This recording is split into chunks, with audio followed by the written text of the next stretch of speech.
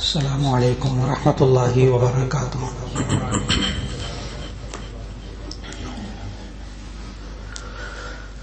نحمده ونصلي على رسوله الكريم، اما بعد فاعوذ باللہ من الشیطان الرجیم، بسم اللہ الرحمن الرحیم۔ وآتوا النساء صدقاتهن نحلة فإن طبن لكم عن شيء منه نفسا فكلوه هنيئا مريئا، صدق اللہ العظیم۔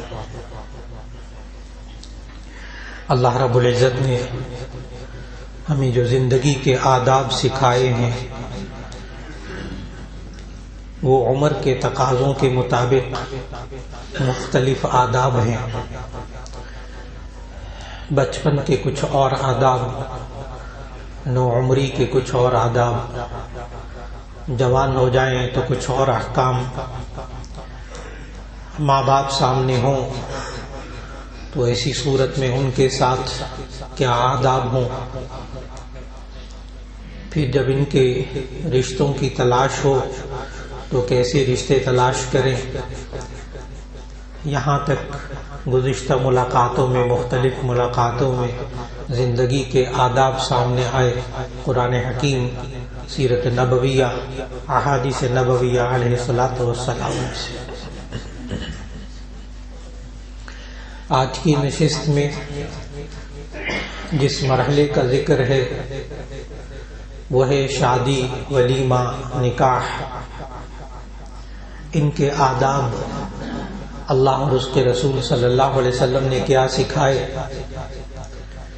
ہم نے ان خوشی کے لمحات کو معاشرے کے اندر کتنا مشکل کر دیا، کتنا بگاڑ پیدا کر دیا، اور اس کے نتائج ہمارے سامنے ہیں، مشکلات سامنے ہیں۔ اللہ اور اس کے رسول صلی اللہ علیہ وسلم نے کیا آداب سکھائے، رشتہ کیسے تلاش کیا جائے، کیا خوبیاں ذہن میں رکھی جائیں، اس کا تذکرہ گزشتہ ملاقات میں ہوا۔ اور جب رشتہ ہو جائے تو ایسی صورت کے اندر اب نکاح، اب وہ نکاح کے جو آداب نبی صلی اللہ علیہ وسلم نے سمجھائے، ایک تو یہ سمجھایا کہ اعلنوا بالنکاح وجعلوه فی المساجد، نکاح خوب اعلان کر کے کیا کرو، چھپ کر نکاح نہ کرو، خفیہ نکاح نہ کرو، اعلنوا بالنکاح، نکاح کا خوب اعلان کریں، نکاح میں خوب لوگوں کو بلائیے۔ اتنے لوگوں کا انتظام کیسے کریں گے، اس کا جواب اگلے ارشاد نبوی میں موجود ہے، اگلے جملے میں کہ وَجَعَلُوهُ فِي الْمَسَاجِدِ، کہ نکاح مسجدوں میں کرو،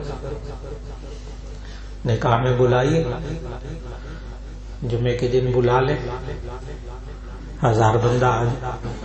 ویسے 100-200 کو بلانے میں بڑی مشکل محسوس ہوتی، کہ مسجد میں بلا لیجیے، نکاح کیجیے، جتنے مرضی بلا لیجیے، سارے اس بابرکت تقریب میں شریک ہو جائیں گے۔ اور پھر اس نکاح کو اتنا آسان بنایا نبی صلی اللہ علیہ وسلم نے کہ ایک صرف نکاح کا خطبہ جو کہ سنت ہے، ایجاب و قبول، یعنی ایک طرف سے نکاح کا رشتہ پیش کیا جائے اور دوسری طرف سے اسے قبول کیا جائے۔ تو یہ ایجاب و قبول میاں بیوی میں یا ان کے وکیلوں کے درمیان ایجاب و قبول کر دیا جاتا ہے۔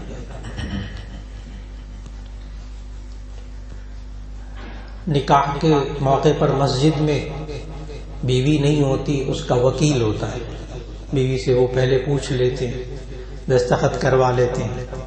یہ جو نکاح فارم ہے، نکاح فارم یہ قانونی تقاضا ہے، شرعی تقاضا نہیں ہے۔ شرعی تقاضا تو صرف ایجاب و قبول ہو جائے، زبانی تو نکاح ہو جائے، لیکن قانونی تقاضا بھی پورا کرنا انسان کے ذمہ فرض ہے۔ بعض حضرات جب یوں سوچتے ہیں کہ جی فارم کیا پر کرنا، بس نکاح کر دو، یہ کوئی اللہ اور اس کے رسول کا حکم تو نہیں ہے صلی اللہ علیہ وسلم۔ لوگ یوں کہتے ہیں نکاح فارم پر کرنے کو۔ بہت اچھی طرح یاد رکھیے گا کہ نکاح فارم کو پر کرنا یہ بھی قرآن مجید کی آیت سے اللہ کا حکم ثابت ہے۔ کیسے؟ آیت ذہن میں لائیے گا، اطیعوا اللہ و اطیعوا الرسول و اولی الامر منکم، تم اللہ کی اطاعت کرو، رسول کی اطاعت کرو، و اولی الامر منکم، اور جو تم میں سے ذمہ دار ہے ان کی اطاعت کرو۔ کب تک؟ یہ بھی بتایا ہے نبی صلی اللہ علیہ وسلم نے حدیث میں بتایا، علی المؤمن السمع والطاعة ما لم یؤمر بمعصیۃ۔ کب تک بات مانے؟ اولی الامر کی، اپنے ذمہ دار کی۔ کب تک بات مانے؟ علی المؤمن السمع والطاعة، مؤمن پر بات کو سننا اور بات پر عمل کرنا ضروری ہے، ما لم یؤمر بمعصیۃ، جب تک کہ وہ گناہ کا حکم نہ۔ اگر اللہ اور اس کے رسول کے خلاف حکم دیں، کوئی ان کی باتوں کے خلاف، تو نہیں ماننا۔ اولی الامر کہتے نماز نہیں پڑھنی آپ نے، میرے یہاں کام کرتے ہیں، نہیں ماننی۔ اولی الامر کہے جی روزہ نہیں رکھنا، نہیں ماننی۔ اولی الامر یہ کہے داڑھی نہیں رکھنی، نہیں ماننی۔ ہاں، اولی الامر اگر اللہ اور اس کے رسول صلی اللہ علیہ وسلم کے حکم کے خلاف کہے، یا اولی الامر دفتر میں ذمہ دار، کاموں کا ذمہ دار، وہ کہتا ہے رشوت لو، رشوت دو، یہ کام کرواؤ، رشوت دو، نہیں ماننا۔ تو اولی الامر سمجھا رہا تھا، عرض کر رہا تھا کہ اولی الامر جب تک اللہ اور اس کے رسول صلی اللہ علیہ وسلم کے حکم کے خلاف کوئی بات نہ کہیں، اس وقت تک ماننا ہے۔ اور نکاح فارم کو اچھی طرح پڑھا، ایک ایک جز، اس میں کوئی بات خلاف شرع نہیں ہے ابھی تک نکاح فارم کے اندر۔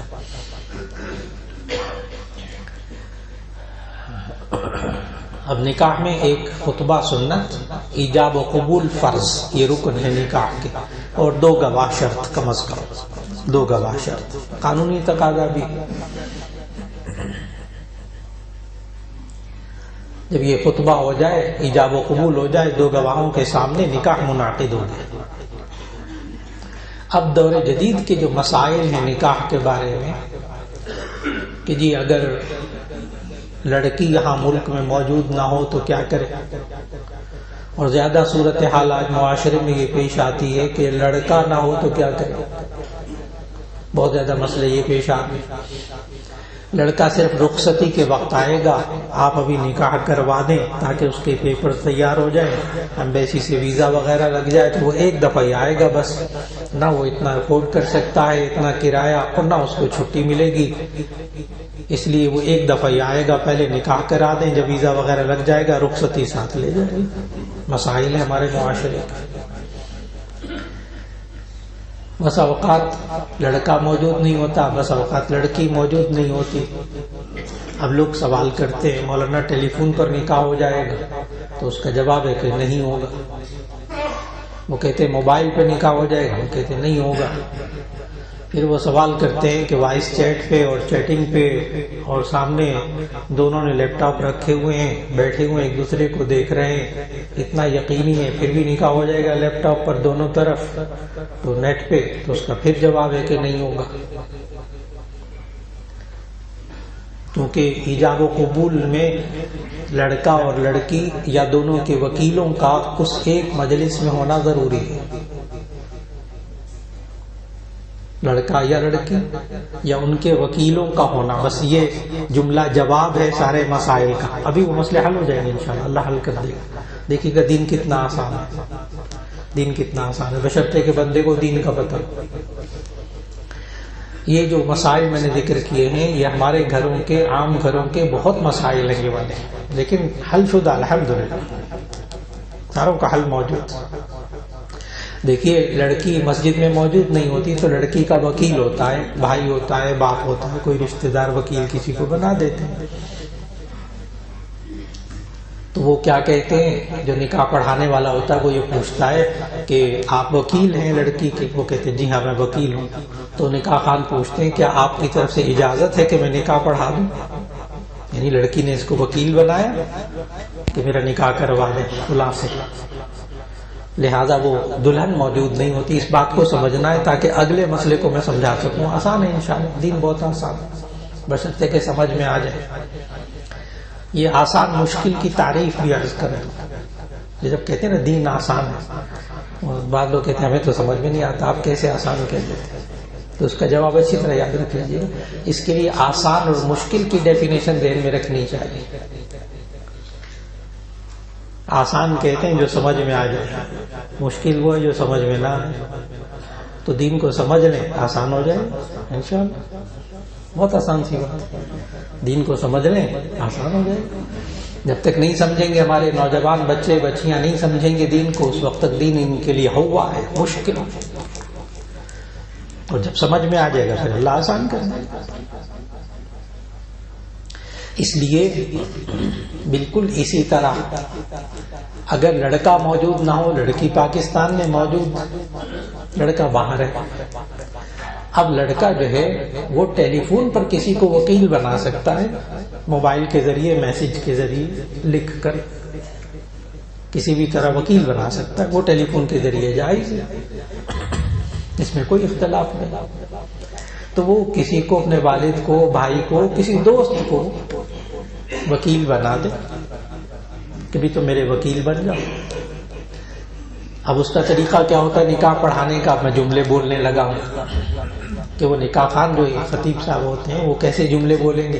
اور یہ بھی عرض کر دوں کہ خطبہ دینا اور نکاح پڑھانا ٹھیک ہے، کسی بزرگ سے پڑھا لیا جائے، عالم سے پڑھا لیا جائے تاکہ کوئی غلطی نہ ہو. لیکن اگر باپ بھی پڑھا دے تو بہت اچھا، کوئی دوست پڑھا دے بہت اچھا. اس کے لیے ضروری نہیں ہے کہ عالم ہی ہو، ہاں جانتا ہو کہ نکاح کی ضروریات اور تقاضے کیا ہیں بس. تو بہت دفعہ ایسا ہوا کہ کہیں نکاح کے لیے بلایا، والد نے کہا کیا میں نکاح پڑھا سکتا ہوں؟ میں نے کہا جی سو بسم اللہ پڑھائیے. کہنے آپ طریقہ تو بتا دیں. طریقہ بتا دیا، انہوں نے نکاح پڑھا دیا. اب باپ بیٹے کا نکاح پڑھا رہے ماشاءاللہ. تو اب وہ اگر لڑکا موجود نہیں ہے نشست میں تو اب وہ خطیب صاحب کیسے پوچھتے ہیں؟ پہلے تو وہ لڑکی والوں سے، وکیل سے اجازت لے لیتے ہیں. اب دیکھیے گا کہ اس مسجد میں نہ لڑکی ہے نہ لڑکا ہے، لڑکی کا وکیل موجود ہے اور لڑکے کا بھی وکیل موجود ہے. اب وہ خطیب صاحب یوں پوچھتے ہیں، طریقہ سمجھا رہا ہوں پورا، جب ضرورت ہو آپ اس کو استعمال کیجیے، آپ کروا سکتے ہیں نکاح اگر آپ کو طریقہ معلوم. تو اب وہ لڑکے سے، لڑکے کے وکیل سے پوچھے گا خطیب کہ میں نے بحیثیت نکاح کے فلاں بنت فلاں جن کا حق مہر اتنا ہے، میں نے آپ کے موکل کے نکاح میں دی. موکل کہتے ہیں وکیل بنانے والا. تو میں نے آپ کے موکل کے نکاح میں دی، آپ نے اپنے موکل کے لیے قبول کیا. تو وہ وکیل کہتا ہے جی ہاں میں نے اپنے موکل کے لیے قبول کیا، نکاح ہو گیا، قانونی طور پر بھی شرعی طور پر بھی. وہ ایمبیسی والے یہ نہیں پوچھتے کہ یہ لڑکا تھا نہیں تو اس کے سائن نہیں ہے فلاں، پھر وہ بعد میں کاغذات بھیج دیتے ہیں، وہ لڑکا باہر کے ملک میں سائن کر دیتا ہے، یہاں آ کر دوبارہ ایمبیسی میں جمع ہو جاتے ہیں. مشکلات کا حل عرض کر رہا ہوں، دین بہت آسان. تو اس لیے اگر لڑکی موجود نہ ہو تو اس کا کیا طریقہ؟ وکیل بنا لیجیے. اور اگر لڑکا موجود نہ ہو باہر کے ملک میں ہو تو اس کا وکیل بنا لیجیے، اور وکیل ٹیلی فون وغیرہ پہ بن سکتا ہے، لہذا نکاح ہو سکتا ہے. نکاح ہو جائے، پھر پیپر تیار ہو جائے، پھر لڑکی باہر چلی جائے، لے جائے رخصتی کر کے. نکاح بہت آسان. لیکن ہم لوگوں نے جس طرح نکاح کو مشکل بنایا، شادی نکاح کو مشکل بنایا، اس میں ایک اہم چیز جہیز، اہم چیز جہیز، جس نے سب سے زیادہ آج بچیوں کو، ماں باپ، ایک باپ جو ہے نا ایک بچی کی شادی کرتے کرتے وہ بس ہو جاتا ہے. میں نے یہ تو نہیں کہا بوڑھا ہو جاتا ہے، بس ہو جاتا ہے، بے بسی ہو جاتی ہے اس کے لیے. اور یہ جہیز کا جو ہمارے ہاں تصور، خاص طور پر بر صغیر کے اندر جو تصور آیا جہیز کا، وہ ہندو مذہب سے، ہندو مت سے. ہندو مت میں آج بھی وہاں شہروں کے اندر، خاص طور پر آباد علاقوں کے اندر، وہاں یہی حال ہے. لڑکی کتنی خوبصورت ہے، لڑکی کتنی پڑھی ہوئی ہے، اور اس کے بعد اس کا جو شوہر ہے وہ کتنا پڑھا ہوا ہے، اس کا سٹیٹس کیا ہے، اس کی تنخواہ کیا ہے، اس کا عہدہ کیا ہے، ڈاکٹر، انجینئر. تو ایسی صورت میں باقاعدہ بولی لگتی ہے جہیز کے بارے میں، کب اس کو اتنا جہیز دیا جائے گا. بالکل وہی چیزیں ہمارے معاشرے کے اندر آ گئی. یہ درست کہ نبی صلی اللہ علیہ وسلم جہیز کا لفظی معنی ہے یہ عربی زبان کا لفظ جو اردو میں آیا.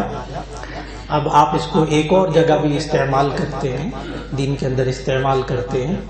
جہیز جہز یجہز تجہیزا کا معنی ہوتا ہے تیاری کرنا.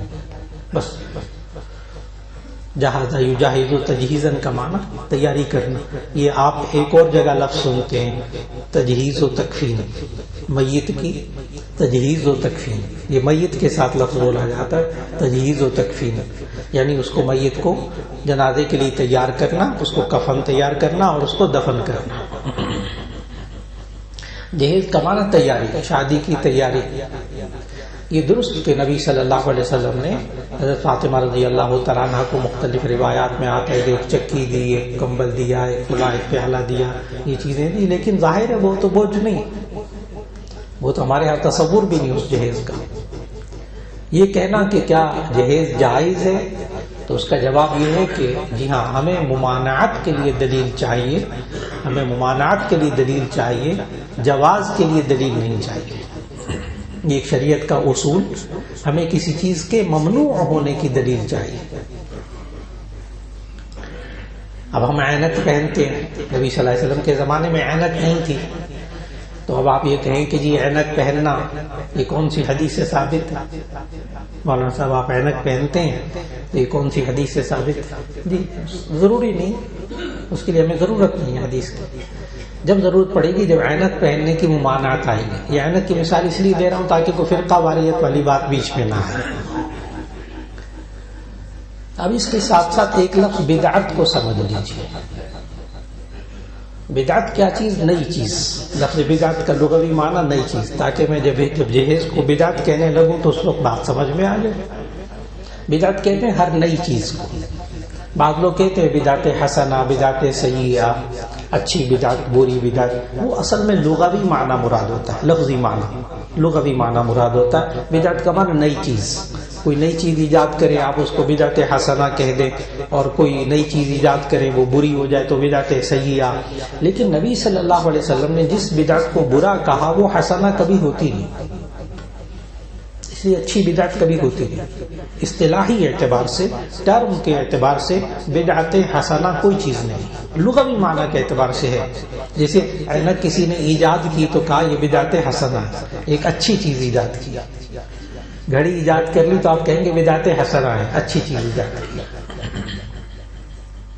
اور اگر کوئی بارود وغیرہ ایجاد کر لیا، کوئی ریوالور ایجاد کر لیا، اگرچہ اس کے بھی فائدے ہیں، آپ کہہ دیں کہ بھئی اسلحہ جس نے ایجاد کیا بڑی بدعت سیئہ تھی، یا جس نے ایٹم بم ایجاد کیا اس نے بڑی بدعت سیئہ کی، کہہ سکتے ہیں. لیکن اس ایٹم سے آپ ایٹمی توانائی بھی حاصل کرتے ہیں. جو بات عرض کر رہا تھا بنیادی وہ یہ کہ ہر نئی چیز بدعت حسنہ آپ اس کو کہہ سکتے ہیں، بدعت کہہ سکتے ہیں. لیکن اسلام نے جس چیز کو برا کہا وہ بدعت ہے اعلیٰ. نبی صلی اللہ علیہ وسلم نے جو ہمیں بدعت کی تعریف سمجھائی، ما احدث فی امرنا ھذا فہو رد. جو چیز دین میں نئی پیدا کی جائے تو وہ بدعت ہے. اب میں اس کو عینت ہی سے سمجھاؤں گا تاکہ فرقہ واریت کا کوئی مثال بھی بیچ میں، فرقہ واریت کے بیچ میں نہ آئے. اب عینت پہننا جائز.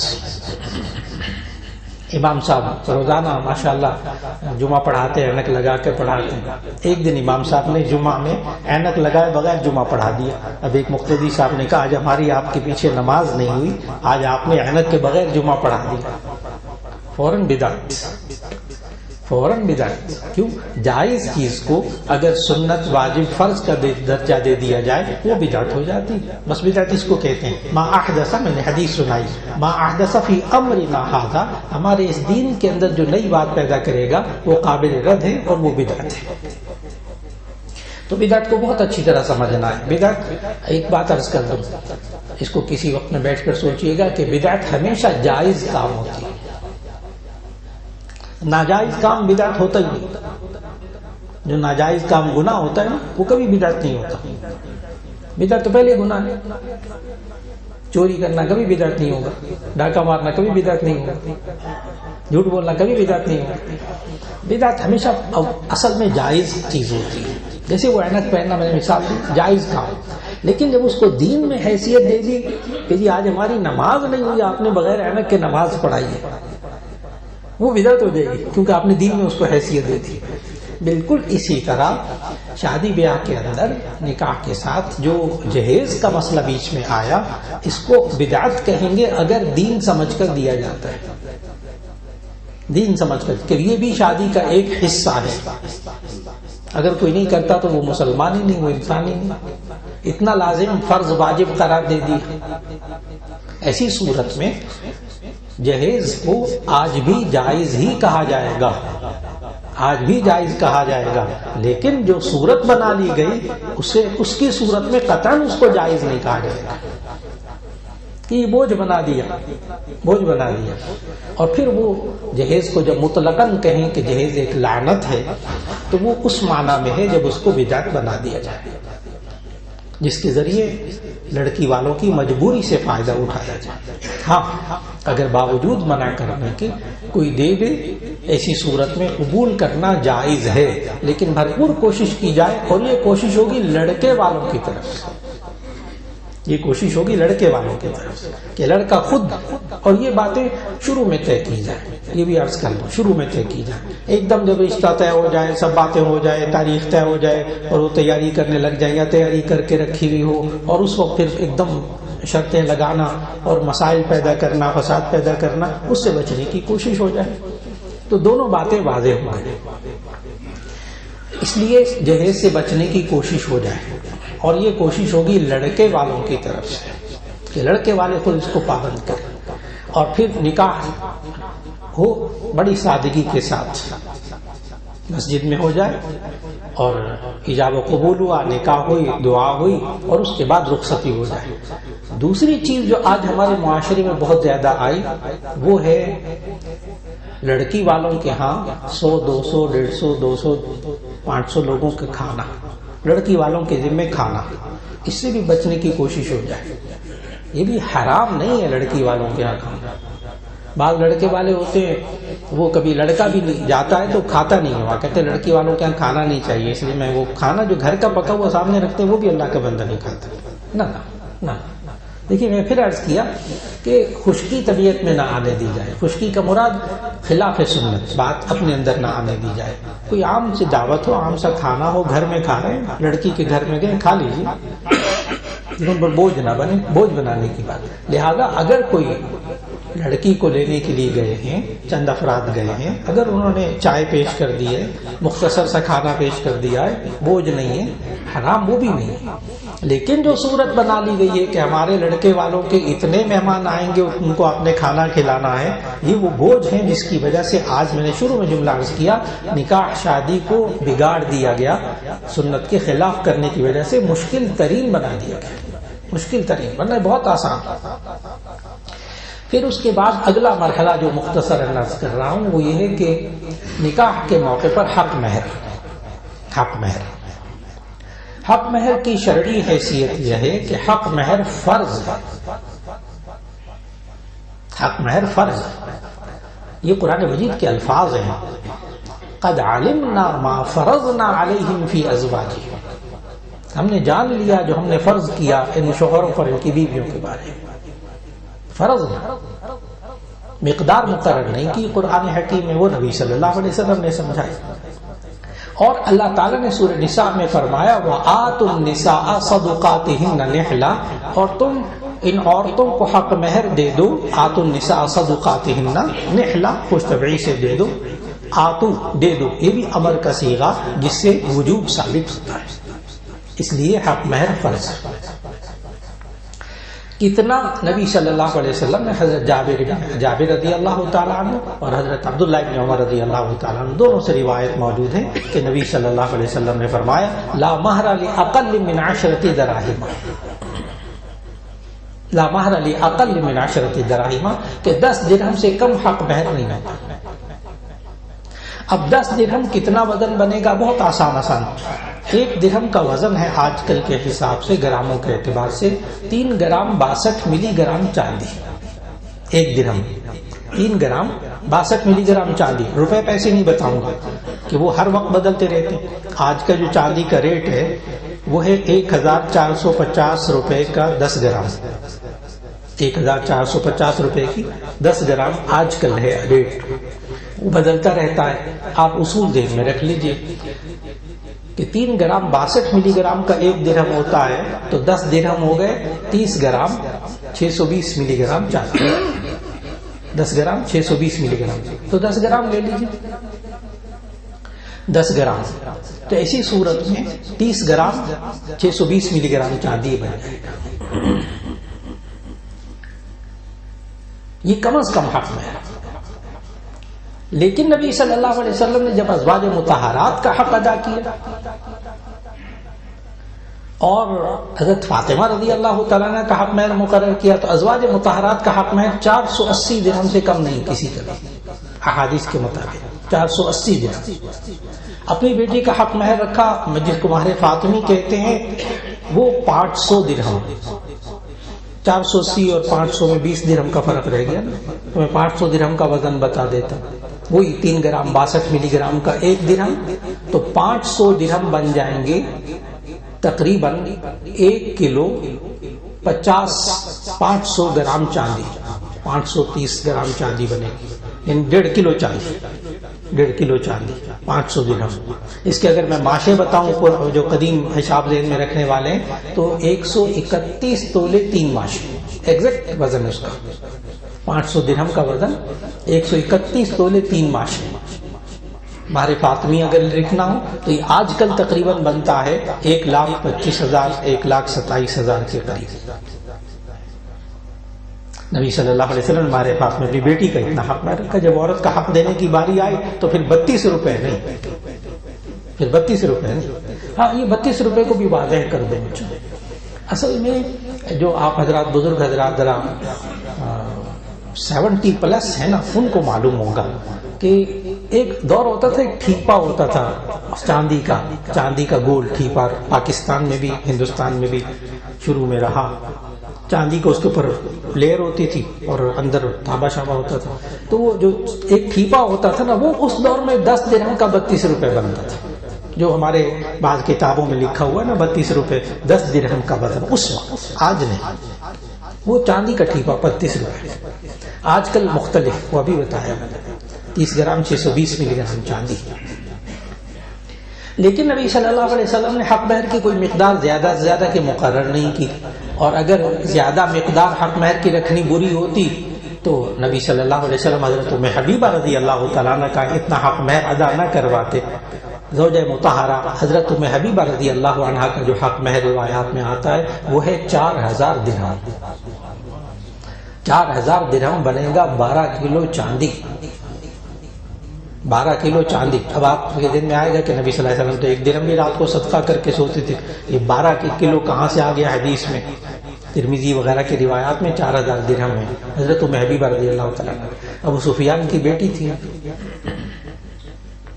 قریشی سردار کی بیٹی تھی. اور یہ نبی صلی اللہ علیہ وسلم کا حق مہر نجاشی بادشاہ نے ادا کیا تھا. حبشہ کے بادشاہ نجاشی نے یہ حق مہر 4000 درہم ادا کیا تھا. معلوم ہوا زیادہ حق مہر بھی رکھ سکتے ہیں, کم بھی رکھ سکتے ہیں, جتنا مناسب ہو خاندانوں کے اندر اتنا حق مہر رکھ لیجیے.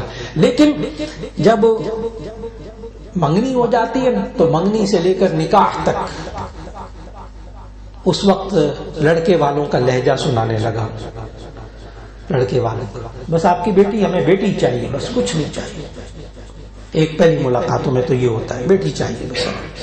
اور پھر ذرا اگلی جو ملاقاتیں ہوتی ہیں اس میں یہ ہوتا ہے کہ پھر آپ دیکھ لیں کسی وقت آ کے کمرے کی پیمائش وغیرہ کر لیں, جو فرنیچر وغیرہ ہے اس کے لیے بھی پیمائش کر لیں, پردے وردے بھی لگوانے آپ نے, اور صوفہ وغیرہ اس کا بھی ذرا پیمائش وغیرہ ہو جائے. باقی برتن تو آپ دیتے ہیں, کپڑے بھی دیتے ہیں, اور اگر موٹر سائیکل یا گاڑی دے دیں گے تو آپ کے داماد کو سہولت ہوگی. اے سی دے دیں گے تو اس کو گھر میں آرام ملے گا. فریج تو ویسے آپ دے دیں گے تو اس سے بھی سہولت ہو جائے گی گھر میں. یہ چلتا ہے شادی تک, کیونکہ لڑکے نے لینا ہوتا ہے جب لینا ہوتا ہے تو اس وقت یہ لہجہ ہوتا ہے، یہ باتیں ہوتی ہیں. میں نے بہت مختصر کیا ہے. پھر اس کے بعد جب نکاح ہونے لگتا ہے نا تو نکاح میں خطیب صاحب پوچھتے ہیں کتنا حق مہر، تو وہ کہتے ہیں حق مہر شرعی 32 روپے، کیونکہ اب لڑکے کو دینے پڑیں گے.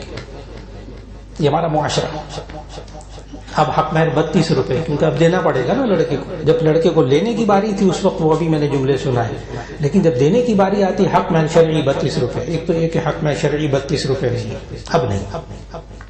اور دوسرا یہ کہ حق مہر دونوں طرف، لڑکی والوں کی کوشش ہوتی زیادہ سے زیادہ. میں یہ بھی نفسیات بتاؤں وہاں، کیونکہ یہ مشکلات ہیں، عین نکاح کے وقت کی مشکلات ہیں. اس لیے حق مہر وغیرہ فارم وغیرہ ایک آدھ ہفتہ پہلے فل کر لیں. یہ گھروں میں باتیں کیجیے، مجلس میں بیٹھ کر سب کے سامنے وہاں نکاح کے وقت میں مہروں پر بحث نہ کیجیے، بالکل بے فائدہ ہے. اس وقت پہلے طے کر لیجیے. اب لڑکے والوں کی کوشش ہوتی کہ کم از کم حق مہر نہیں دینا پڑے گا، اور لڑکی والوں کی کوشش یہ ہوتی ہے کہ حق مہر زیادہ سے زیادہ رکھو تاکہ چھوڑتے وقت سوچے.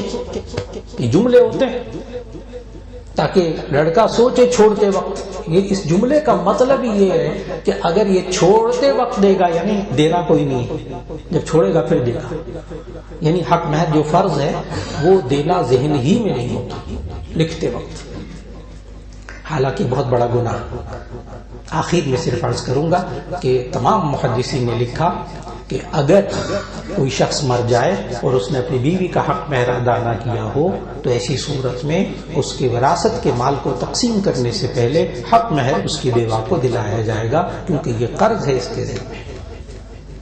اور یغفر للشہید کل ذنب الا الدین، شہید کا ہر گناہ معاف ہو جاتا ہے، قرض معاف نہیں ہوتا. یہ حق مہر معاف نہیں ہوگا شہید کا، یہ تو دینا پڑے گا.